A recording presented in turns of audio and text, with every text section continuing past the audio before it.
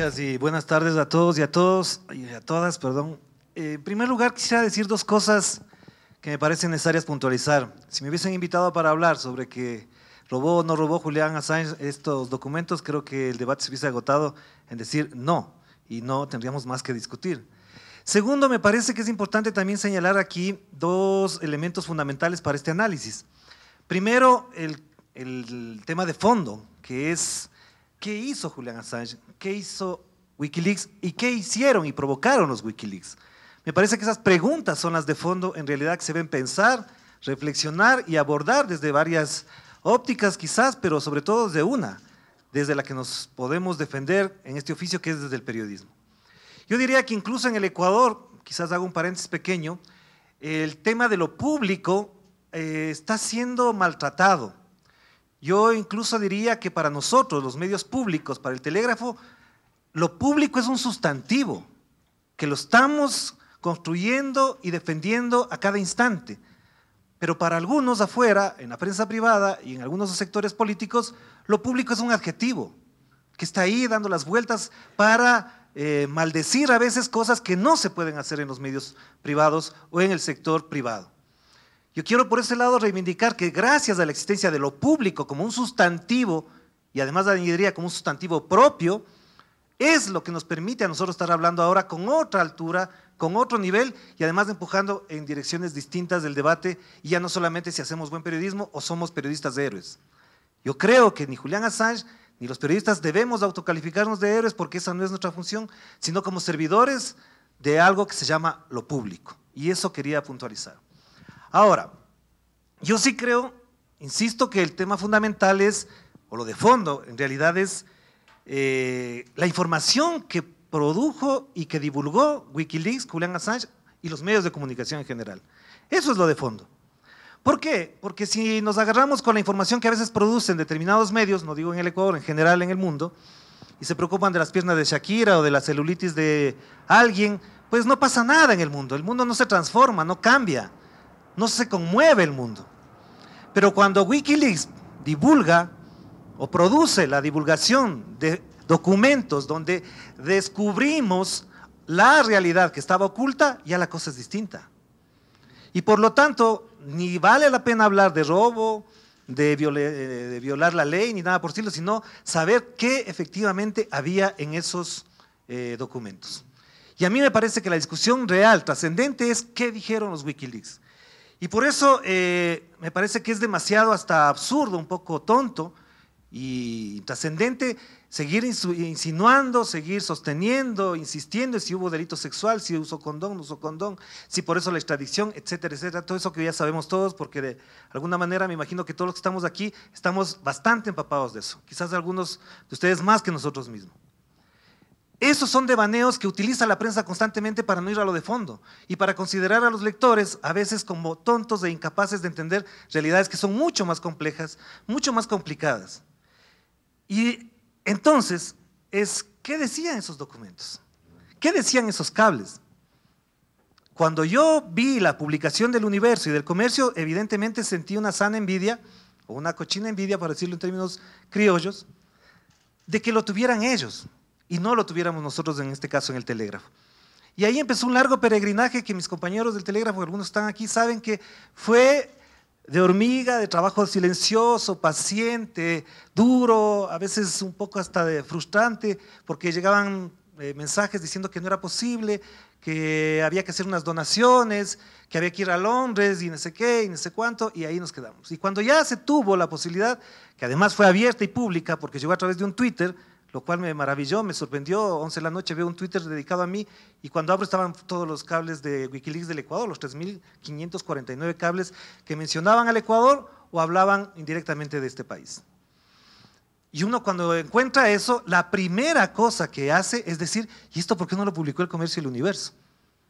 Y esa pregunta rondaba y rondaba en la cabeza hasta ir leyendo de uno en uno y avanzando y dice, ¿por qué no lo publicaron? Y al mismo tiempo, ¿y si publico esto qué va a pasar? ¿Qué connotación va a tener esto?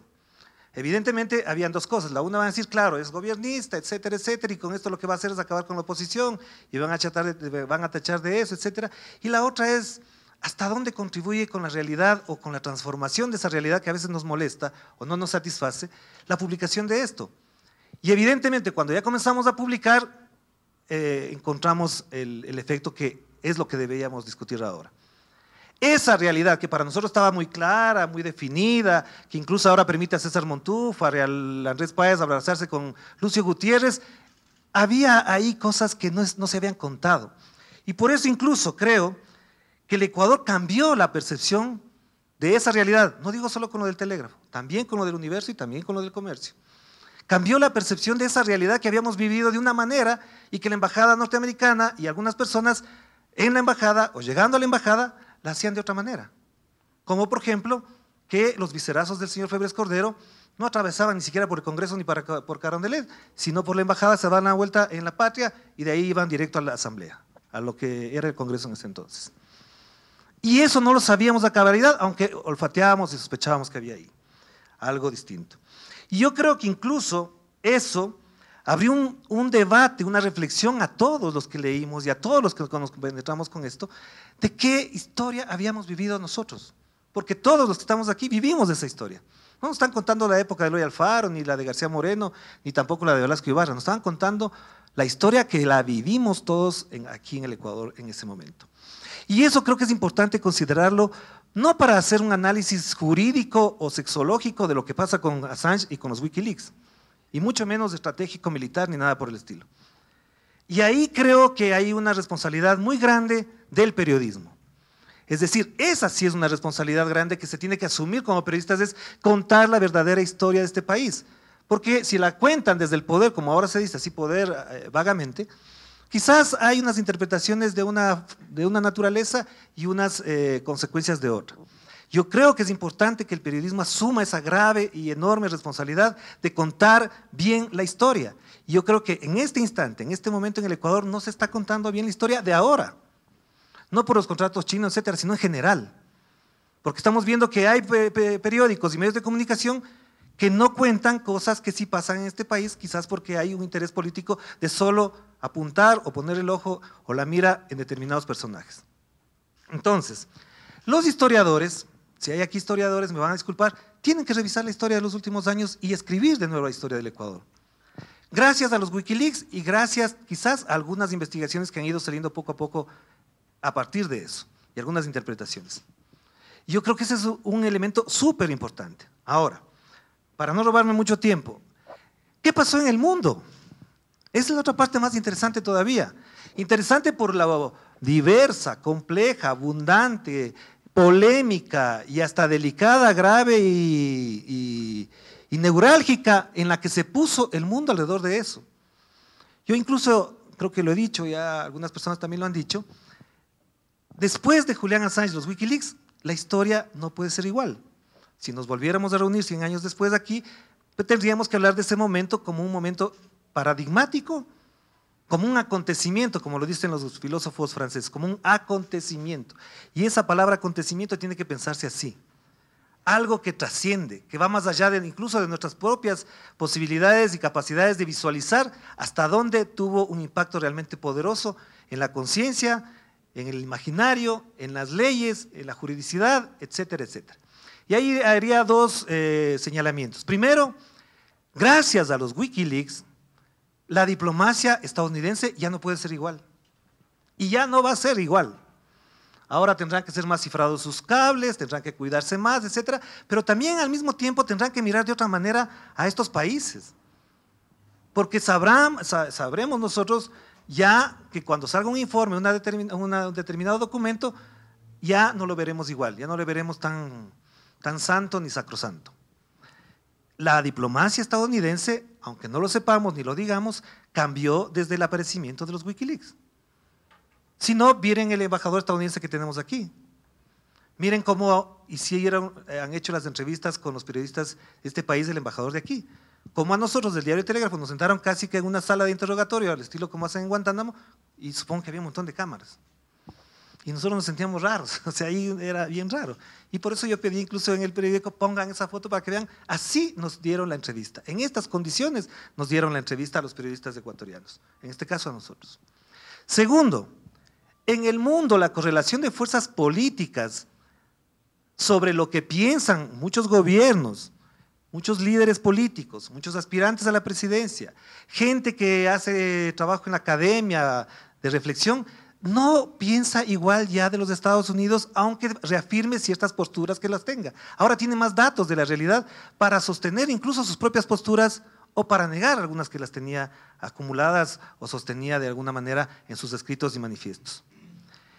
La mirada con la que ahora vemos a los Estados Unidos, gracias a Wikileaks, ya no es solamente de un antiimperialismo, sino de un imperio en decadencia y de unas hegemonías que están perdiendo todo el prestigio y toda la capacidad de decidir sobre los demás.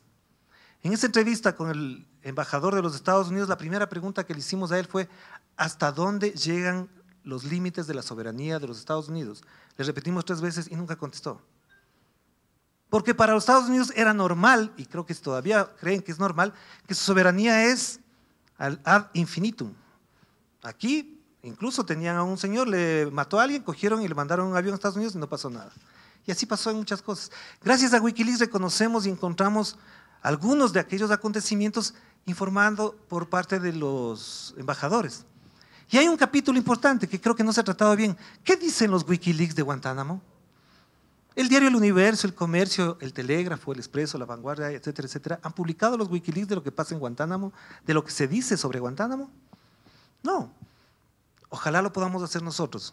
Es un trabajo enorme, puesta a trabajar una persona, es un trabajo enorme eso, y es una cosa bastante simbólica, si es que lo vemos en términos así sociológicos, de lo que significa para los Estados Unidos Guantánamo. Y de lo que significó para países como Irak, Afganistán, España, Inglaterra, Alemania, etcétera, esos países que estaban comprometidos con esa lucha contra el terrorismo, entre comillas, los Wikileaks de Guantánamo. Y eso creo que hay que saberlo, tratar, digerir, mostrar, procesar, etcétera, etcétera. Y finalmente diría que, si es que todavía tengo un poquito más de tiempo, que el debate sobre lo que debemos hacer los periodistas, sobre lo que tenemos que hacer con la información, es lo de fondo aquí. Yo os invitaría a CIESPAL, que tiene más tiempo, y no sé si recursos, pero para profundizar en cuál es el rol que tenemos que cumplir los periodistas a la hora de retratar la realidad. Y cuando digo retratar, también incorporo una cosa que está implícita ahí, es relatar esa realidad. ¿Estamos relatando bien esta realidad? ¿Estamos entendiendo esta realidad que la vivimos nosotros ahora de la manera en que podemos verificar quizás en algún Wikileaks que haya por ahí en alguna parte sobre estos temas? Yo creo que esa es una enorme responsabilidad de este momento.